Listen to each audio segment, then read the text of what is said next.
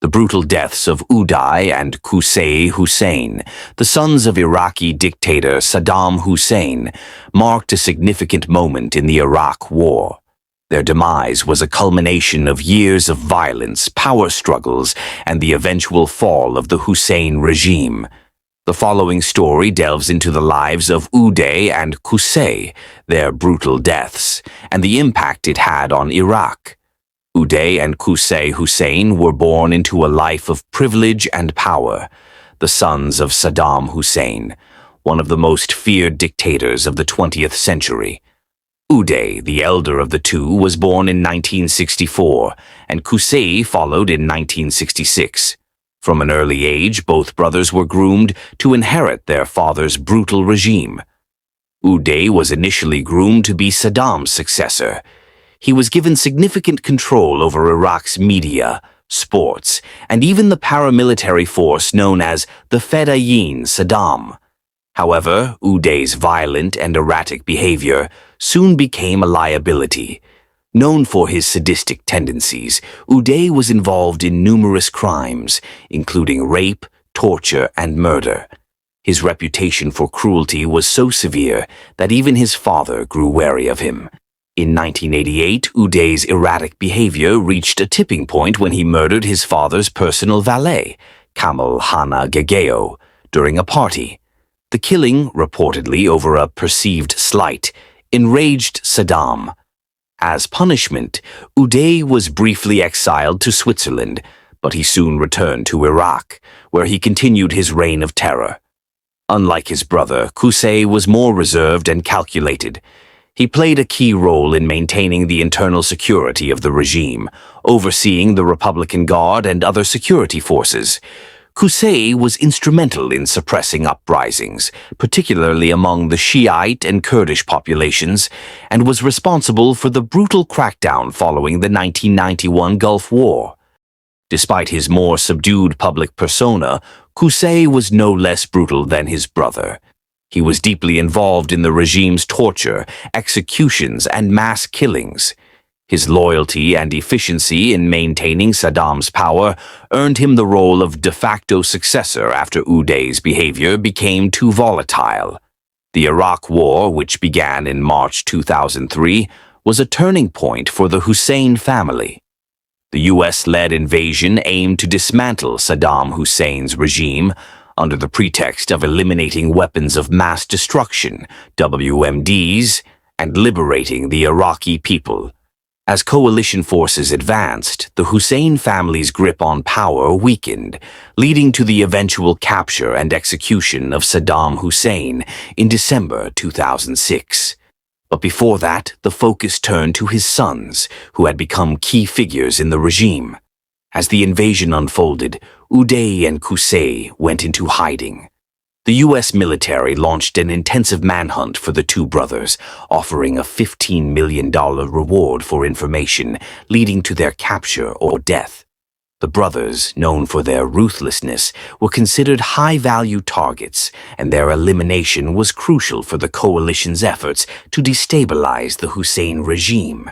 In July 2003, U.S. intelligence received a tip-off from an Iraqi informant who revealed the location of Uday and Qusay. The brothers were hiding in a villa in the northern city of Mosul, owned by one of their father's cousins. The informant, motivated by the substantial reward, provided precise details about the brothers' whereabouts.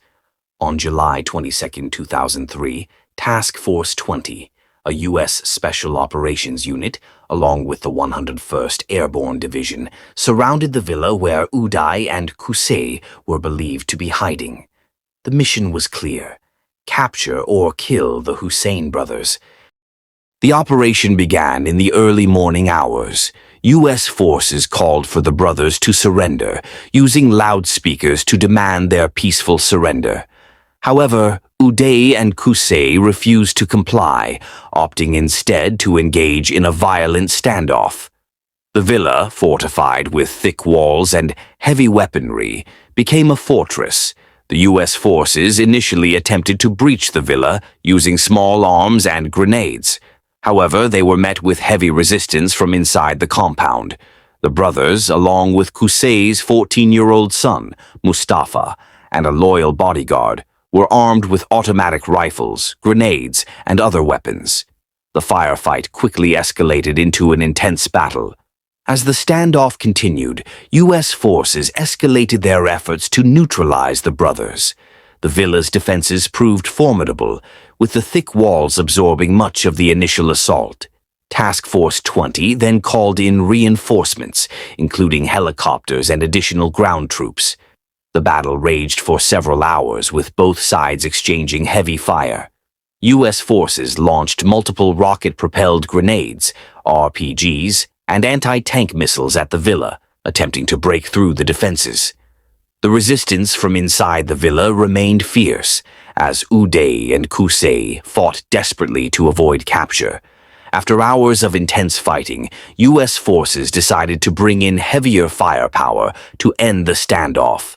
An OH-58 Kiowa helicopter fired Tau missiles at the villa, causing significant damage to the structure. The villa's defenses began to crumble under the relentless assault. Realizing that the brothers would not surrender, U.S. commanders ordered a final assault on the compound. Soldiers equipped with automatic weapons and grenades stormed the villa, breaching the defenses and entering the building. Inside, they found a scene of devastation, with debris and bodies scattered throughout the rooms. Inside the villa, U.S. forces discovered the bodies of Uday and Qusay Hussein. Both brothers had been fatally wounded in the final assault. Uday, known for his larger-than-life persona and brutal crimes, was found riddled with bullets. Qusay, who had been groomed as Saddam's successor, lay nearby, also dead from multiple gunshot wounds. The body of Qusay's young son, Mustafa, was found alongside them, having fought to the end alongside his father and uncle. The death of Uday and Qusay Hussein was a significant victory for the U.S. and coalition forces. It marked the end of two of the most feared and hated figures in Iraq. Their deaths were seen as a crucial step in the dismantling of Saddam Hussein's regime, sending a clear message that the era of the Husseins was coming to an end. The bodies of Uday and Qusay were taken to Baghdad and later positively identified through DNA testing and dental records.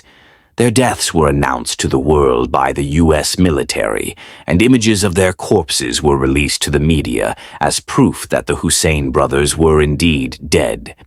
The decision to release the images was controversial, but the U.S. government believed it was necessary to convince the Iraqi people and the world that the regime was truly falling.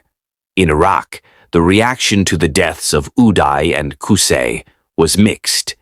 While many Iraqis rejoiced at the demise of the brutal brothers who had terrorized the country for decades, others viewed the public display of their bodies as a violation of Islamic customs. Nevertheless, the deaths of Uday and Qusay significantly weakened the remnants of the Hussein regime, further demoralizing the loyalists who continued to resist the U.S.-led occupation.